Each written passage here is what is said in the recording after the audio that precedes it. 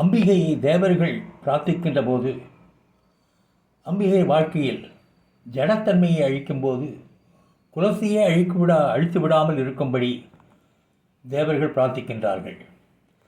ஸ்ரீ ருத்ரத்திலும் மான உற்றந்த முதமான உற்றிதம் மானோமதி பிதரம் மோதம் ஆதரம் பிரியாபாரம் சன்வோ ருத்ரேஷகா என்று வருகின்றது. ருத்ரனே, எங்கள் பெரியோர்களை கொல்லாதே, எங்கள் குழந்தைகளை கொல்லாதே, எங்கள் குலத்தை விருது செய்யும் புத்திரனையும் கருவில் சிசுவையும் கொல்லாதே என்று வேண்டிக் கொள்ளப்படுகிறது. குலம் என்பதற்கு உட்பொருள் உண்டு. சுசும்னா மார்க்கத்தை குலம் என்பார்கள். அம்பியின் சக்தி இதில் சஞ்சாரம் செய்வதை குலாச்சாரம் என்பார்கள்.